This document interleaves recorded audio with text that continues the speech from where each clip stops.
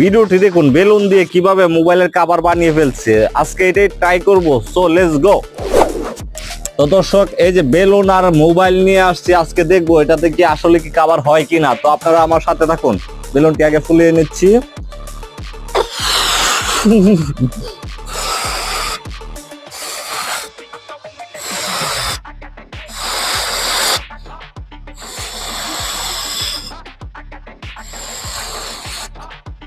তো দর্শক, এই যে দেখতে পাচ্ছেন বেলুন অনেক বড় হয়ে গেছে। সো আমরা এখন ট্রাই করব নাকি, আপনারা দেখতে থাকুন।